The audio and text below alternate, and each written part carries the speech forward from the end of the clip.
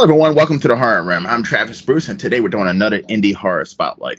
Today, I have with us, he's a filmmaker, and he has a movie streaming out on Tubi right now, and I enjoy this movie. It's called Guns of Eden. I have with us Gregory Lamberson. Gregory, welcome to the Horror Room. Thanks for having me, Travis, and Merry Christmas. Merry Christmas. Absolute pleasure. Merry Christmas, everyone. So tell us a little bit about, for people who haven't seen it yet, Guns of Eden. So Guns of Eden is a female-led action film. It's a female cop with PTSD who finds herself hunted by some paramilitary groups in the woods. And it was very much conceived as a female Rambo. And I wrote it way back in 1996 when I was a New York City filmmaker. Now I'm in Buffalo. And I wrote it, and I said, you know, it's got all these characters and a helicopter, and I'm never going to be able to pull this off while I live in New York City. So it went into a drawer. Didn't think I was ever going to make it. Then the pandemic happened. I usually make a movie every 2 years. It was going on 3 years. And the reason that I pulled that particular project out of the drawer when I had something else I really wanted to do was that 90% of the film is set outdoors. So it's safe to do. You know, with precautions taken, obviously. It was safe to do at that point in the pandemic when people were just starting to get vaccinated. So that's what led me to dust that one off all those years later. And a point of interest, Alexandra Faye Sadagian, who plays the lead, does a great job in it. She is a New York City actress. She was born in 1996, the year I wrote the screenplay. So she was born to play that part. Yes.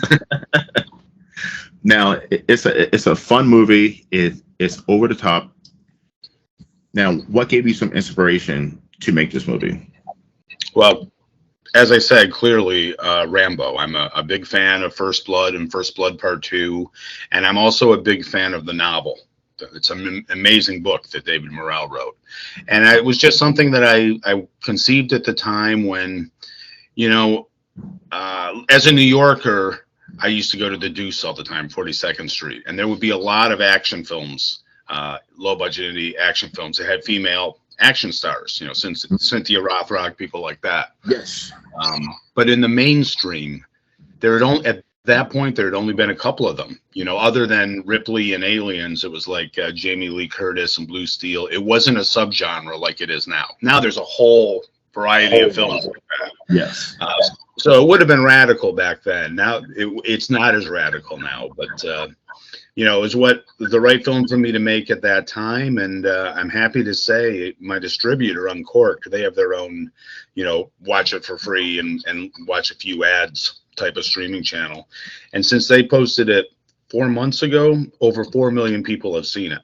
So as a guy who's been doing very low budget indie films for almost 40 years now, that type of exposure, very pleasant surprise. And I'm someone who grew up in the 80s, and I love the 80s action movies. And this movie has a lot of, I mean, it has that feel, which if you love that gritty 80s action movie, this is right up your alley. You know, it's funny. A lot of filmmakers like to say that they're making 80s style films, but I was making films in the 80s, just like Lloyd Kaufman, and that's the only way we really know how to make movies. It's sort of in our DNA. And this film was very definitely meant to be in the mold of those films. Not necessarily any specific Chuck Norris film or American Ninja or anything like that, but sort of taking all of those into account. And, you know, I have very thick steel, trust me. I've been getting reviews since Slime City in 1986. But a lot of the reviews say, oh, this film has such stupid dialogue. And I'm like, no, you don't understand. The dialogue is authentic to the type of film that we're emulating. It's clever. You're not clever enough to appreciate that it's exactly clever. You don't have the sense of film history, in other words. And you've been making films for a long time. I mean, you definitely have the Slime series, Slime City series, as well as the Nice Rack, which I enjoy. Now, yes, Killer Rack, yes. And like, so you speak about Lloyd Kaufman. He's been around since the 80s, making the Trauma, making those low budget B movies. Is that something that you don't see now? I mean, I watch a lot of indie horror, and I love the B movies. is that something that is missing in indie horror right now? Well, I'll tell you, I've been running a film festival now for 14 years. It's undergone a few different names, but I see a lot of independent films because of that. So I think those films are out there. I just don't think they're widely seen, and more importantly, I don't think they're widely appreciated. I think what's really changed in the industry with the advent of the superhero films and the big horror franchises, and there are some great films out there. I love, for instance, Barbarian. And when I read it, when I look, I can't watch a movie without reading everything I can about it. And after watching Barbarian, which surprised the hell out of me, I didn't know what to expect. I was surprised to see that it cost $17 million. And these horror films they look really good, but one of the reasons they're good is they're taking their time shooting them. $17 million is a lot of friggin' money for what's essentially a very well-made B movie. And that's sort of indicative of what changed Hollywood is Hollywood started doing big budget B movies. So it used to be that the indies were really providing, the gritty stuff that the fans love. Now the studios, that's all they do really is B movies. And they've sort of taken that away from us. And I think what's happened as a result of that is that the fan base is now kind of spoiled. Like they expect that level of production value, which is fine. You want the best. You have every right to expect the best movie you can, but it makes the fans a little prejudiced against low budget films. Like when I was coming up, low budget horror filmmaker was a badge of honor.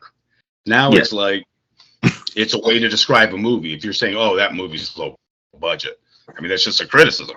It's like saying, "Dude, your shirt, that's low budget." Yes. Your hat, it's low budget, man.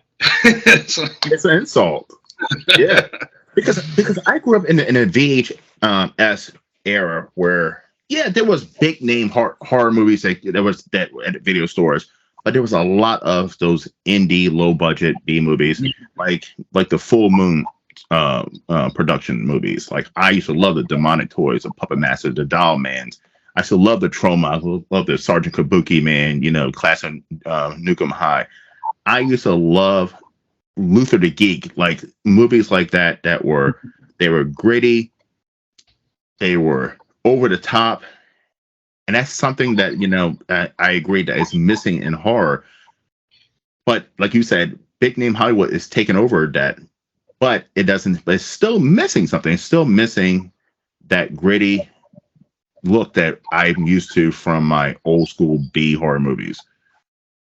Everything comes in cycles, and I'm a big fan of 70s films, all types of films from the 70s, action, horror, suspense, drama, comedy. Drive-in movies. That's just what I watched when I was a kid. And then when I was a little older, it was the 80s. That's when I was making movies, and that's when I was going to movie theaters in New York, seeing everything I could. Every decade after that has a different type of film, and it's constantly evolving, and I don't think there'll ever be a period like the 80s again. I think it's its own unique thing. I think filmmakers are much more successful trying to emulate what they saw from 70s films than they've been trying to do the 80s films. Not all. Some of them do well, but it was such an organic thing that I think it's hard to reproduce. And do you think with the success of streaming services, which now it has allowed indie filmmakers, horror filmmakers especially, to get their work out there, do you think that's watered down the product? Well, there's definitely a glut of product, and that's mainly because the equipment and techniques have become so affordable. Anybody can make a film now, and most of them do. And, because I'm not making an evaluation of whether that's good or bad, I'm just saying there's so much out there that, a lot of these sales agents and distributors, they don't care if a movie's any good. They really don't. They care if there's enough there for a trailer. They're going to come up with artwork that has nothing to do with the movie. They just want some sort of product, and they're not going to pay for it because there's 100 other films just like it out there, and somebody's going to say, yes, we'll take your very, very bad deal that we'll never make a penny on. And that's sort of what's led to real problems to trying to make any kind of money in this business. But everything changes, and it used to be Redbox not long ago. If you could get into Redbox, you'd make some good scratch. As soon as that became something, it went away. Now it's Tubi. But what's happening with Tubi is the majors have discovered it. So you go on Tubi, and the first rows of movies, they're all big budget movies that have been exploited every which way, and like that's the last stop for the big studio to make any money. So you really have to go looking for the indie product in there. Most of my films are on Tubi, and Slime City Massacre, which I did in 2010, that was the last one to go up, and they had it for a year and a half before they put it up. And I think that's just because they had to make room for so many big studio films, which are, I'm sure the studios are paying for preferential treatment and blah, blah, blah. I mean, there's all sorts of advantages to that. Once the studios find out that the indies are making money some way, they're going to find a way to get in there. Now, an app like Tubi, I'm a huge Tubi fan. Now, but I see that Tubi is coming out with more and more original content that's Tubi exclusives. And that's something that Netflix did. It's something that Amazon did. Do you feel like that's a way to knock out the indie market? I think it's the same thing as when video companies started making their own films. Instead of acquiring films, they started producing them. It's just a natural progression, I think. And I think it's great for any filmmaker who can get a deal with Tubi. I'd love to get a deal with Tubi or any one of them. So no, I don't think that's necessarily a bad thing. And there's so many streamers out there that if they're all financing movies, that means more movies are getting made, right? Mm-hmm. Back to the streaming stuff. For a while, the internet was really the worst thing that had happened to a filmmaker, because the day your movie came out on DVD, 15,000 BitTorrent sites had it. Yes. You got pirated. You didn't just get pirated. You got thrown down on the rocks and raped, in front of your family on opening day. And so once your movie is released, that's the end of the road, because it goes out there and everyone has it. I did a film called Widow's Point with Craig Sheffer, which it was based on a Billy Chismar book. And I thought it really was going to do well. And we raced to get it done. We got a deal for the US, and right then the pandemic hit. And I had a sales agent instead of a distributor, and a sales agent goes to all these world film markets and sells the movie to different territories. Well, all the markets closed down, and the film came out in the US and got pirated everywhere else. So there was no need for those foreign buyers to then pick up the film. So I mean, it's happened a few times where the timing just wasn't right for me. And this was definitely the case. A pandemic friggin' killed that movie. And because of that, I didn't feel, especially at that point where we didn't know if the markets were ever going to come back, I didn't feel like I could go out and ethically ask investors to finance the next film. And that's why for Guns of Eden, I did a crowdfunding campaign. It just seemed the only way to honestly seek money was to ask for people to donate it. And in that case, it worked out pretty well.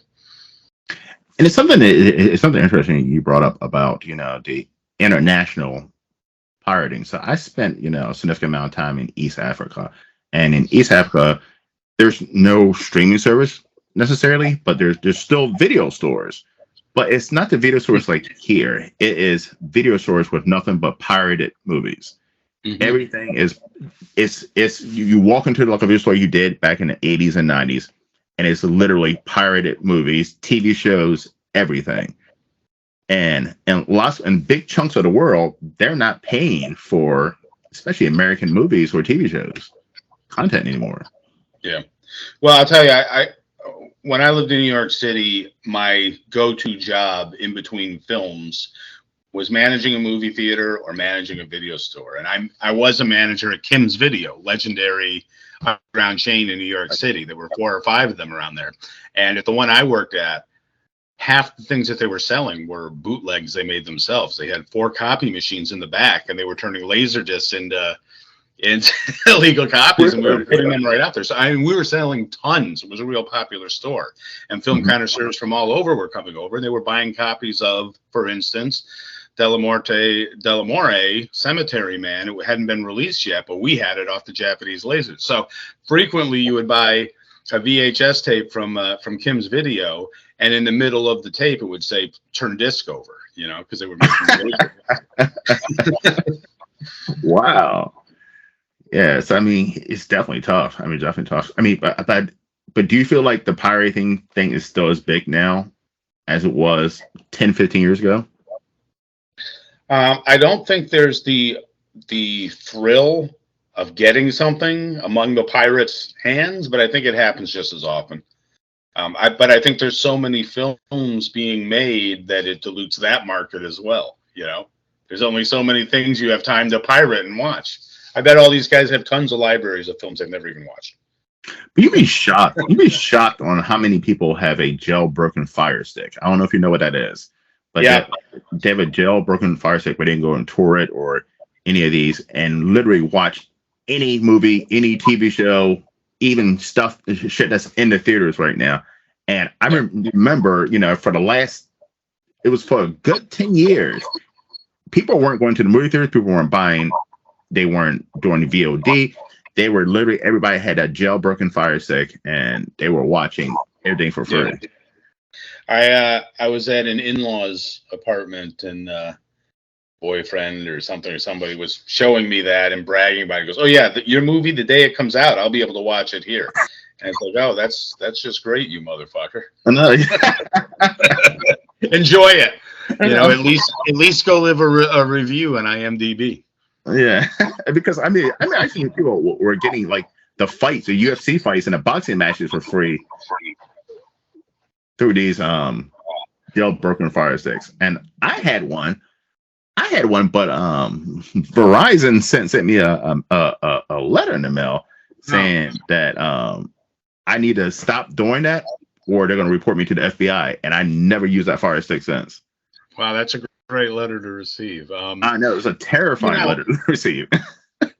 You know, I'm a kind of a fanboy too, and I think most of us would live, you know, decent people would live by a code that if something's not available and we see something at a convention, we'll pick it up, and then when it becomes legitimately available, unless we hated it, we'll buy the legitimate copy. I kind of see that as being an end run around going to hell and burning for stealing indie films. But exactly. I think a lot of those BitTorrent guys do not try and get the legitimate copy. Not at all. Not at all. Now you do some work with a lot of new indie filmmakers, and you mentor them, and you guide them through the process. And you're actually doing one right now where you're the associate producer on a movie that's called Lake Effect. Tell us a little bit about that process.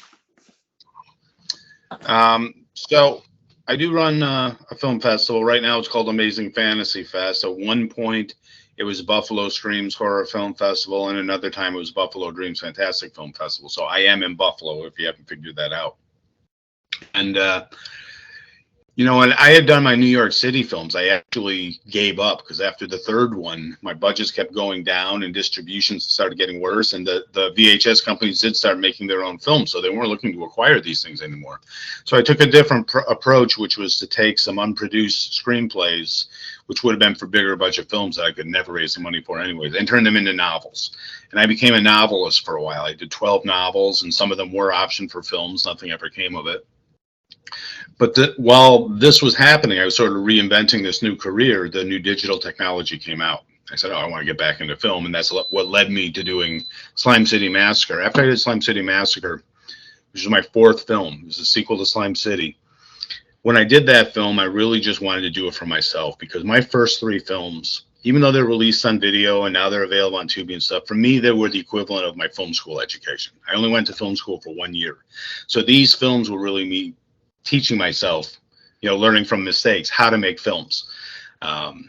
So, some people appreciate them. They have a certain value for that time period. And some people rag on them. Like I've listened to podcasts where guys will spend an hour just tearing my films apart. And I was just like, wow. Some people, they they can pull out their student films and show them and say, oh yeah, this is what I did in college, blah, blah, blah. I never did anything after that. That's what those films are for me, but they're not student films. They're feature films that got distribution and are still available, 30 plus years later. But when I did Slime City Massacre, I said, I just want to do this one for myself. And if I never make any film, something that I like, and if I never do another one again, I'll be fine with that. And that was supposed to be the end, really. But I do this film festival, and a young filmmaker named Sam Qualiana submitted a film. And I said, oh, this is really good. This kid who lives 40 minutes away, with a little guidance, he could really do something. Because he had done, at that point, 100 short films with no film school education. Just his family owned a farm, and him and his brother would do all these little films. And one was a short called Snow Shark. Fin gliding through the snow, like great visual, great concept. But in the short film, his brother, was like 50 years old with a fake mustache playing a sheriff. It was that level of charming, goofy sensibility. He decided he wanted to remake it now that he knew how to make films better after he'd come through the festival. And I said, no, we gotta do this as a feature. And that's what led to me producing Snow Shark, which was his first film. And I produced the next one called The Legend of Six Fingers, which was a found footage film about sort of a swamp monster. And he and I worked on a bunch of films together. He was my assistant director on a couple of my films. We've been on a bunch of the Fred Olen Ray films together. And then he made a couple more films. One was hilarious. I don't remember if I'm an associate producer on that or an assistant director. My involvement was minimal. It was called Post-Apocalyptic Commando Shark. Nice. It's taken over by humanoid shark Nazis, basically, and it's done as sort of a World War II propaganda film. It's really funny. And then I think Lake Effect he shot before that, but digressing, when we shot Snow Shark, it was a weird case of where he only shot the film on weekends, and every weekend we had a snowstorm. Until right up till the end of the shoot, 2 months later, the last shot of the movie, we had to put fake snow down. We bought this chemical stuff that you throw on the ground and it expands into snow. And for one close-up of a guy on the ground, we had to fake the snow. But otherwise, we were miraculously lucky with snow. This one, it was the exact opposite. Lake Effect is set in a snowstorm, and there's a supernatural creature out there, and he didn't get snow. Like during the blizzard, he shot B-roll, but anytime the actors are shown, there's green grass just outside of frame. We're moving the snow around to try and preserve it. And so the film came up, number one, it was short. So he had to add a whole subplot. So a supernatural creature instead became an alien being. There's a whole subplot he added about aliens. And number two, a guy named Chris Cosgrave, who does a lot of work for me, had to add a lot of digital snow. So this film took 2, 3, 4 years to complete. He did a whole other film while trying to finish the film. Anyways, I've seen it and I think it's pretty good. It's fun. It reminds me, Sam's movies remind me sort of the Don Dohler movies, Alien Factor and Fiend and things like that from the late 70s and early 80s. Nice. And that's crazy. In Buffalo, I've only been to Buffalo one time, and I went to a Buffalo Bills game, of course. And it was the one where they played the Patriots, and it was they had to push the snow off the field. And I was like, this is insane. I've never seen this much snow. I live in Maryland, and from North Carolina. So I was like, wow, at that time, I've never seen that much snow. And people were still at the football game. And I don't know if this is the case or not, but the Buffalo Bills stadium had these metal, like old school benches that you sat on. They didn't have chairs, and sitting on those things in the snow was not fun. Well, you were a Buffalonian for a day. I have friends who go to every single game, and they go no matter what the weather is. I don't even watch the games at home. I couldn't care less. Although I did, at the beginning of this year, I produced a comedy called Unbelievable, which is about diehard Buffalo Bill fanatics. So I've been surrounded by these characters for most of my life. I lived in New York City for 21 years, but before I moved there, I lived in this area where I am now in Western New York. And then this is where I came back after 21 years in New York City. So yeah, there's a real spirit involved with being a Buffalo Bills fan. I know. I mean, especially in the '90s with the three Super Bowls in a row. I mean, to go through that, I mean, you definitely have to be a fan. But and I was at that game, and I have a picture. I have two coats on, Yeah. scarves, hats, face covered up, and there was people walking around with shorts on. I was like, "What?" I'm like, either I'm crazy or they're crazy. But nah, they were sitting there with shorts on, like it was no big deal. Yeah, It's like, okay, it's wild. Not just any shorts, though. Cargo shorts. Cargo shorts, yes. Cargo I shorts even are saw a popular guy on with- swim sets, and that's the one thing that we are in touch with fashion trends with here because it never changes. I even saw a guy there. He had some damn flip flops on with no socks on. I was like, "What in the hell?" I was like, "This is a different breed of people here because, like, I'm freezing. I'm freezing." So That crazy guy with the blue face and the horns from the storming the Capitol would have been perfect as one of the Bills fans. yes.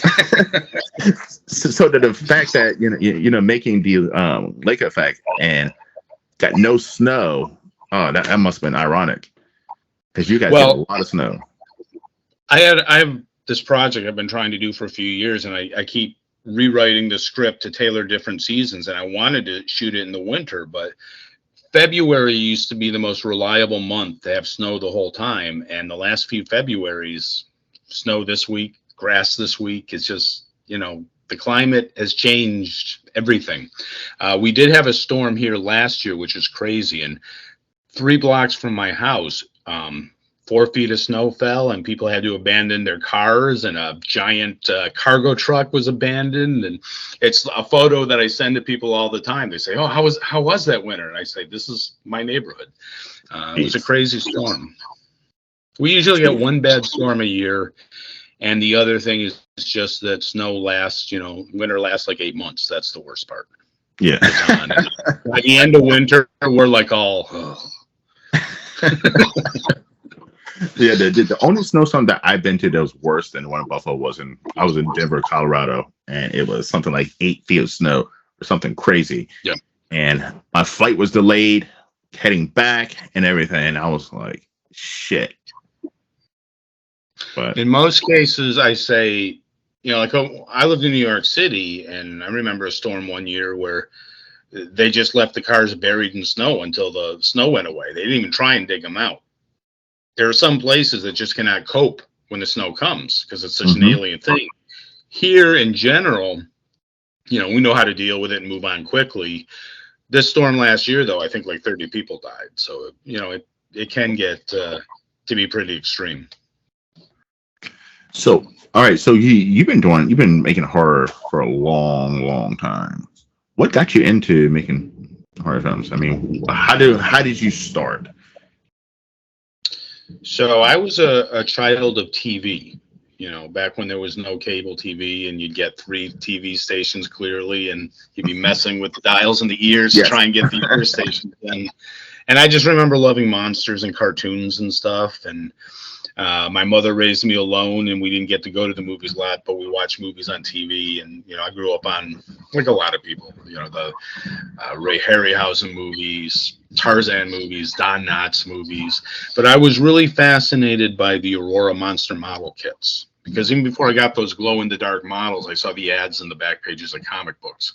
And I got the models, and I started watching the movies gradually. My mom would wake me up even on a school night to watch a movie based on one of these models because she knew I was fascinated with them. And I also had an uncle who was in film distribution, and he would send me movie books. So I had a pretty exhaustive sense of horror film history, even by like 5th, 6th grade. I mean, I was really knowledgeable on all the history up to that point. And it was just always part of my imagination. It's never been just horror. I mean, I love science fiction, I love action, but horror's generally been the main thing that has lit my imagination. And it just stayed with me. A lot of people outgrew it. Even people that I worked with horror films on. I remember in the 80s, after I had worked on Brain Damage, Frank Henenlotter film, I remember a makeup artist, a special effects artist of all people, saying, "Oh, Greg, I think it's so cute that you still read Fangoria." Because I did. I mean, the first 300 issues of Fangoria, I never missed an issue. I don't read magazines anymore because I need need my reading glasses. And you know, now they tend to be these really thick magazines that come out quarterly, and there's not that same sense of learning about films. You learn about stuff online before you do magazines. So I've kind of gotten into that. But, you know, I had the library of horror film books and all that stuff. What was the first horror movie that you watched that scared the shit out of you? Oh, that scared me. I don't think I was actually scared of a movie until my uncle. I used to visit my uncle first in Washington, D.C. and then in New York City every summer. We see 1 or 2 movies a night. And usually he picked them out, and I saw a lot of great movies and got exposed to like foreign films and things like this, stuff that I wouldn't see in my normal life. But I saw that Night of the Living Dead was playing on a double feature with King Kong, and I knew what Night of the Living Dead was, and in the back pages of Famous Monsters of Filmland, they used to have these postage stamp sized book covers for books they sold. And they had that novelization with just the green hands reaching through the boards. And I knew it had something to do with flesh-eating zombies, and just something about that felt very taboo to me as a kid. Yeah. And when I looked through the newspaper, I said, I saw it was playing with King Kong, and I said, can we go see this? And that really scared the hell out of me. And I don't know, 12 or 13, probably the perfect age, but to see that in a theater and to not know how it was going to end. Mm-hmm. And then the same uncle then took me to see Dawn of the Dead when it was first run, and Martin. And even though Martin isn't as rough as those 2 films, that whole home invasion sequence where he puts the stick in the guy's throat. I mean, I was just like really squeamish and saying, if I can get through this, I can get through the whole film. So those films really did test me. And then I didn't see Texas Chainsaw Massacre actually until I was in college. I went to New York City, and a friend of mine, the guy who starred in Slime City, we went to a double feature of Texas Chainsaw Massacre and Hills Have Eyes. And at that point in '82, there were video stores, but they weren't prevalent. You know, they weren't widespread yet. Yeah. So I'd never had the opportunity to see those films, and I'm glad that the first time I saw them was on a big screen. And yeah, Texas Chainsaw Massacre scared the hell out of me. And you're probably old enough that you saw Friday the 13th, the original Friday the 13th, in a theater, right? So I didn't go to the theater for the first time. Like my older sister, thank you. She was the one who, because she was a couple years older, so she got a license, so she would take us to the theaters. And like the first movie I saw in the theaters, I want to say I was in the 5th grade, and I saw Jason Goes to Hell. That was the first one, and I saw. Oh, jeez. You're a lot younger than me. Yeah. But the first horror movie I ever watched, I want to say I was 5 years old, and it was the original Texas Chainsaw Massacre. Mm. My parents had a movie every Saturday night. We had movie night, and it would either be an action movie or a horror movie. So at a young age, I got introduced to, you know, one of a hardcore movie, you know. Oh, yeah, no, definitely. To this, that, and, you know, depending on what day of the week, that and Dawn of the Dead are still my favorite horror films. I think that's an incredible movie, and it scared the shit out of me. And again, I didn't know any of the details, you know. And ironically, years later, I had Gunnar Hansen in this very room. I had him over for dinner once. He was going to be in a film. It just didn't come to be. But I hold that film in very high regard. And the original Friday the 13th came out when I was in high school. And I mean, that's a very primitive film, and we watch it now, and, you know, maybe one time you watch it, you think, oh, that was pretty crappy. And then another time you watch it, you say, oh, that was pretty good, actually. But when I saw it, the audience lost its shit during that decapitation. Really? Oh my gosh, it was something. And I saw Scanner's first run, and the whole ending. I mean, now you watch it, and we're so used to the effects now that it doesn't really affect us. But at that time, it was really something to see with an audience. Isn't there something amazing about watching horror on the big screen with an audience? Yeah, yeah. I saw every one of the Friday the 13th in a theater except for Jason X. And the one that I probably liked the least was Part 5, A New Beginning. But it was the most amazing theater experience because I saw it on 42nd Street, you know, with a 42nd Street audience. And this particular audience really loved the young black kid who's running around at the end. They were screaming like I'd never heard before, and screaming and laughing. And it was a sold out audience. I was like, this is great. The movie's terrible, but this is great. It was awesome. Also, yeah, I mean, even movies that were bad weren't bad when you watch them on the theater because um, I say it a lot of time. Like well, not Jason, Halloween Kills, which was one before the last. I saw that in the theaters opening weekend, and I was like, "Wow, this is such a great horror movie." And then it was streaming for free the same day on HBO or Peacock or one of those. And I came home, I was like, "Let me rewatch it because it was so great." And I watched it at home, and I was like, this is not good at all. And such a like weird experience to be able to watch something in the theater and then watch it at home, and it was just a completely different experience. I have a theory that when we see something in the theater, there is something very permanent about that experience, and whatever baggage we bring into it when we're watching it, sometimes you're just in the right mood for that one film that you might hate on another day. And maybe you don't like something that on repeating view you will like, but you don't have that same sort of intimacy when you watch something on TV. You just don't. You don't bring that part of yourself, and it's easy to get distracted. And there's a lot to be said for being a captive audience, for being there and paying attention to something and not looking at the laptop, checking your phone. And I do that all the time. All the work I do, I work when I put a movie on, and if the movie's good, I stop working and I watch it a second time immediately. And then the next day I tell my wife, we got to watch this. If I don't have that reaction, then it's just kind of into the ether and whatever. And a lot of times I put things on thinking I'm not going to like them, and I end up loving them. Just my own habit, just because I'm always writing this or doing something for my festival or whatever.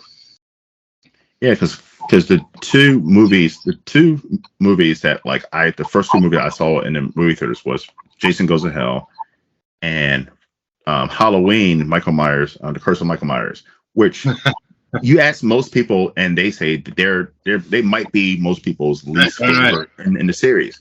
I enjoyed both of them, but I don't know if it's because it was a first for me, and so it was the first movie I saw in the theaters, and I just hold it at a different light, or if it's just the theater experience itself.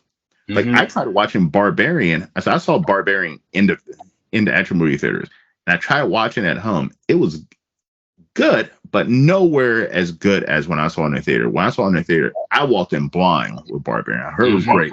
I walked in completely blind, and I was just shocked where that movie was going. And halfway through, they switch it over to a whole new character. Like, it is such a great movie. It really is. So that was during the pandemic when that came out, right? I mean, it was hard to get into theater. It was like 2001. Yeah, so it was still pandemic. I think Midsommar was the first film I saw in the theater after pandemic, and I friggin' loved that movie. And then I watched the director's cut on TV, and I was like, it's not grabbing my attention at all. So that's what I'm saying. The experience just can be so different. Exactly, because I saw Midsommar in the theaters too. I saw it at it's a little indie theater in Baltimore, and but most people say that they don't like that movie Midsommar. I'm like, probably because you didn't watch it in the theater. If you watched that movie in the theater, it was just a different experience. We saw it, and I remember there were three old ladies sitting a few rows. I so much expected them to get up and walk out. They were right there. I didn't hear if they liked it or not, but they weren't shaking their heads when they got up or anything. Yeah. They stayed awake. It's a long movie. When I went there, I was at Charles Theater, which is the only independent, like, indie movie theater in Maryland area. And I went there, and I was the only person there watching it, and I absolutely enjoyed that movie. Yeah. No, it was definitely the movie I needed at that moment. And I can totally understand people who don't like it, but I think it's that thing that if they were in a different mood when they saw it, it could have been a whole different thing. I totally agree. I'm very much about, I've managed a lot of movie theaters in my life, and none of them were these multiplexes. They were all single screen, 2 screens, maybe 3 screens, but they were big lobbies, and they had architecture to them, and it was just a different type of thing. And because of that, I love visiting old movie theaters, but I'm very much about that theatrical experience, and that's what I do my film festivals for. I don't believe in doing the streaming of a film festival. I like to show these indie movies in a theater on a big screen. If the filmmakers come, great. If they don't come, at least they know that there are people watching their movie that way, because we'll never get theatrical releases for our films. It's just not going to happen.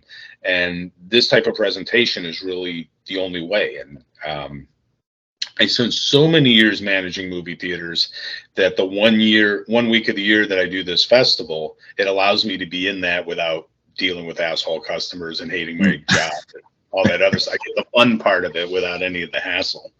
But there's a lot to be said about the movie theater experience. There's also a lot to be said against it because people talk so much now. The talkers can just drive you crazy. But that's not talkers. The people playing on their fucking cell phones drive me fucking nuts. The cell phones and the bright ass fucking Apple Watches going off every 2 seconds drive me fucking nuts. That's why these recliner seats are definitely the way to go, because it spreads people out more. And if you have the stadium seating, it's just a lot less distractions. But it's really annoying still when you get people talking at the screen or talking to each other or on their phone during a movie. And yeah, and that's why a lot of people claim they prefer watching movies at home. I just feel like they don't want to. They're introverts. But it's kind of sad because streaming services have definitely put like the final nail in the coffin for movie theaters. And I'm a person, at one point up to a couple months ago, I was going to the movie theaters once a week. I loved going to the movie theaters, and Netflix was the first one who put the nail in the coffin, and then COVID happened, and then now Peacock, Hulu, Disney Plus, a movie. I said in another interview, back in the day, if a movie was in the theaters and you would want to wait for it to come on VHS, you were waiting at least 6 months to a year. 6 months, that's right. Now, within a week or two, if not a month at the most, it's up on streaming service. It's up on Peacock. It's up on Netflix. It's on Disney Plus. Like, there's no point. There's no urgency to go to a theater to see a movie anymore. It's killing the industry, and it's the window has gotten so narrow. What's the movie?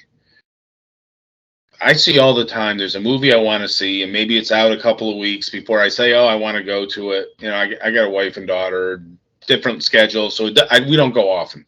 But if I really want to see a movie, before you know it, it's available to stream, and then I'm like, "There's no point in going to the theater." And the audiences are now conditioned to that. And the theaters that I manage were mostly what were called specialty houses. So they showed indie films, they showed foreign films, once in a while a commercial film, but it would usually be a pretentious commercial film. It had like Downton Abbey. It would have a fake indie foreign feel to it.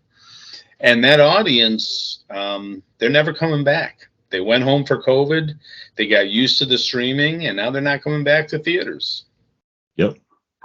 And there's a financial aspect to it as well. It costs a lot to go to the movies these days. If you're a family, and I mean, we would never go. And I take it back. Once in a while, we'll go in the morning, and we don't have time to eat. Before you know it, we're at that damn concession stand dropping another $30 on shit. Because I would go on So I have like the AMC stubs thing. And that's the way to do it. Yeah, and I can go on a during like a matinee. Like if I have a day off, I'll do the matinee where it's like $5. But like you said, you didn't eat anything, you'll easily drop $20, $30 just on snacks. Yeah.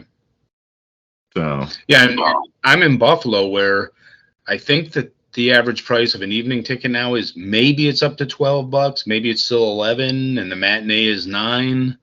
But you go into a big city, prices are way up there. That's how it is in Baltimore. I mean, in Baltimore, if you go to a AMC for the evening show, you're paying $15 to $20. Yeah. And most people don't. I'm not saying most people don't have it, but most people are just not going to spend it, especially like the Marvel movies. I was talking about this recently too. The Marvel movies, they're literally out the next month on Disney Plus for free. Yeah. They've done a lot What's of the things. point? They've What's the really point? they've flooded the market. The TV shows have been a mixed quality. The stuff comes on too fast. Yeah, I'm happy to see that genre sort of stop dominating the screens. I mean, Yeah. you know, when I was a kid, we had the really bad Marvel TV shows. You know, the I had live those action too. Spider-Man. Yep.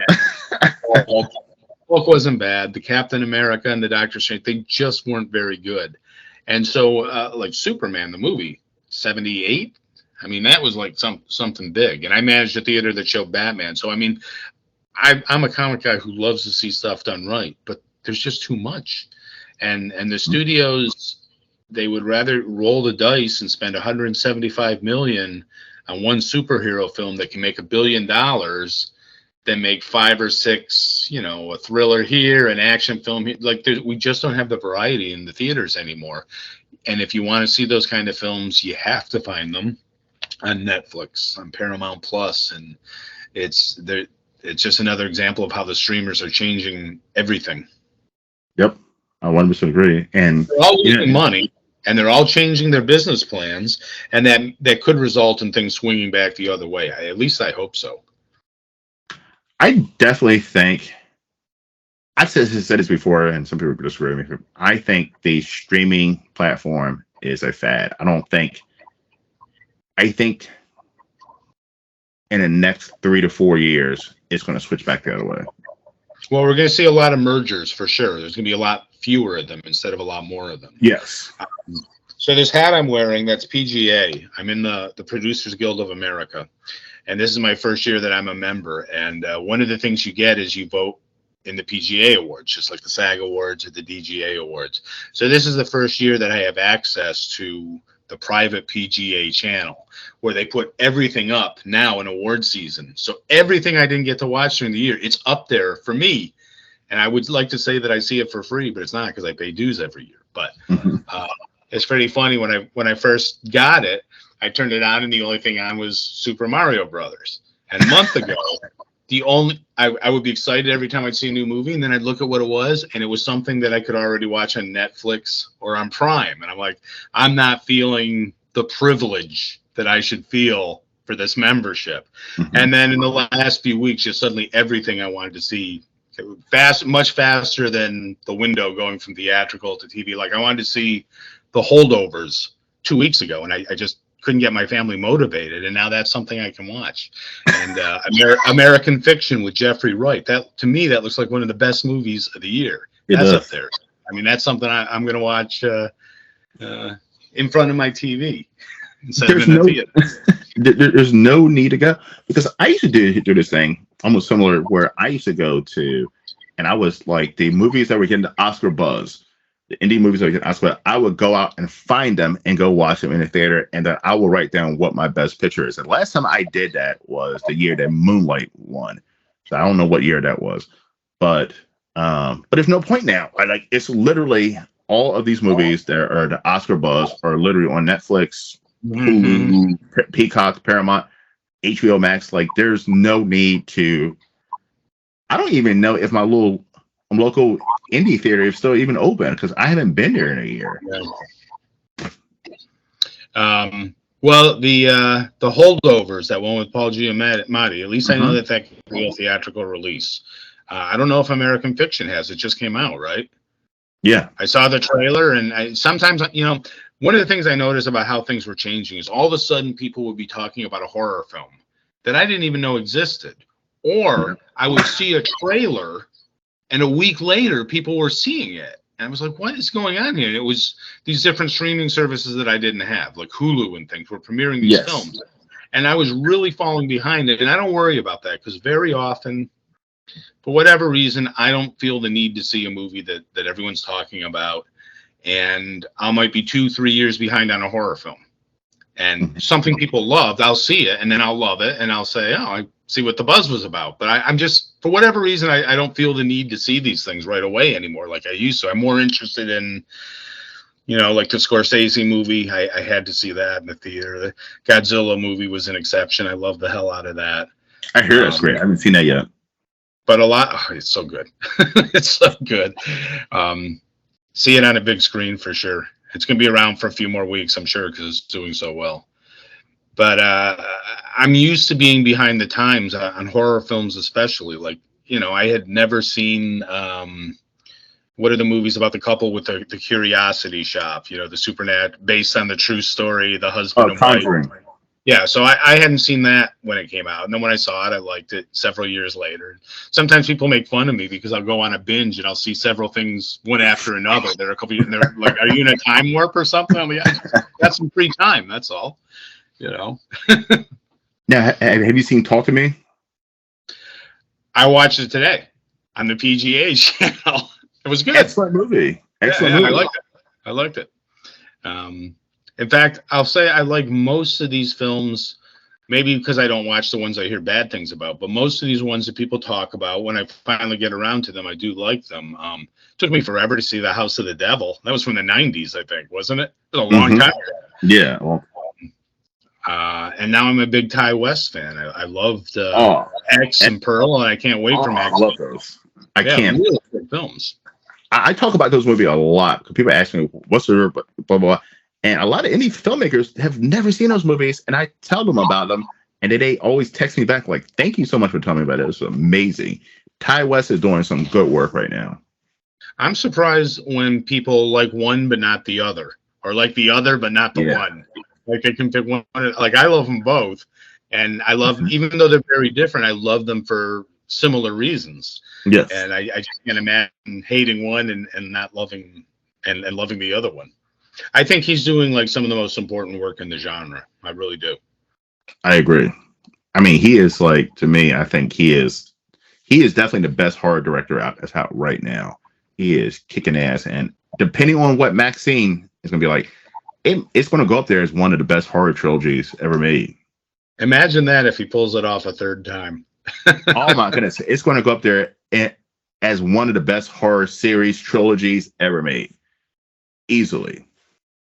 Because it's so good.